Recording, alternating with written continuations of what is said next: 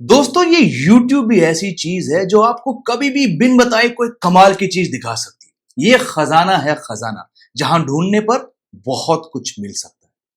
दरअसल मैं अपने पिताजी पर एक किताब लिख रहा हूं, हिज बायोग्राफी।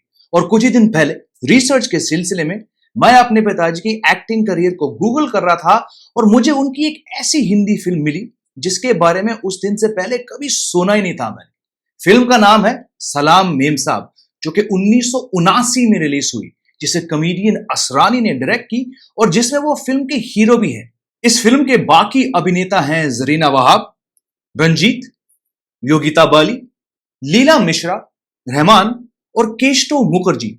और फिल्म में सुनील दत्त और ऋषि कपूर ने कैमियोज भी किए हैं। इसमें मेरे पिताजी का अच्छा रोल है और 1979 के हिसाब से उनको काफी स्क्रीन टाइम मिला इस फिल्म के अंदर। और मैं उन्हें देखकर ये सोच रहा था कि वो क्या सोच रहे होंगे जब फिल्म कभी रिलीज नहीं हुई, क्योंकि 1979 तक मेरे पिताजी को छोटे ही रोल्स मिलते रहे, एक दो फिल्म को छोड़कर, such as Charas his first release and then rage Shatranj Ke खिलाड़ी। सलाम मेम साहब में जब मेरे फादर पहली बार पर्दे पे दिखते हैं तो वो एक हिप्पी के रूप में होते हैं। एक सड़क किनारे रेव पार्टी टाइप सीन में सारे नशेड़ी हिप्पी जॉन जॉन के नाम का गाना गा रहे हैं और उस भीड़ के बीच मेरे फादर का किरदार जॉन नशे में धुत अपनी मां को नहीं पहचान सकते, जो उनको कई समय से ढूंढ रही थी। उस गाने के बीच जॉन चरस के नशे में ये नहीं समझ पाते हैं कि उनकी मदर फिसल कर गिर गई और बाकी हिप्पीज उनके आसपास नाच रहे हैं, कूद रहे हैं और उनकी जान खतरे में है। तभी असरानी का किरदार सुंदर उस बूढ़ी औरत को बचाने आता है और जॉन को होश में लाता है। मगर जब तक जॉन को अकल आ जाती है तब तक पीछे से एक हिप्पी चाकू से वार करता है और जॉन की बजाय उनकी मदर मर जाती है। और यह देखकर जॉन टूट पड़ता है अपनी मां की लाश पर।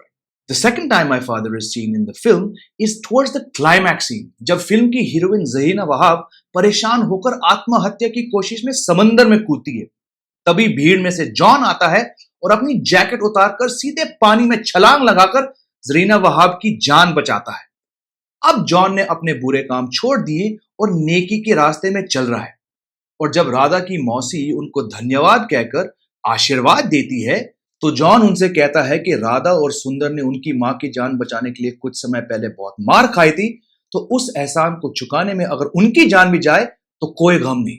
यह सुनकर मौसी जॉन से कहती है कि वही सुंदर एक 5 स्टार होटल के अंदर जाकर वापस नहीं आया और राधा की हालत तब से खराब है। फिर जॉन उनसे कहता है कि आप बेफिक्र रहिए, मैं सुंदर को बाहर ले आऊंगा। फिर वो राधा से कहता है कि आज से तुम मेरी बहन हो और मुझे अच्छे तरह से पता है कि हिंदुस्तान में एक भाई का अपनी बहन के लिए क्या फर्ज होता है। फिर जॉन राधा को उस होटल में ले जाकर सुंदर से मिलाता है और फिल्म के क्लाइमैक्स में विलेन रंजीत से लड़ता है राधा की जान बचाने के लिए।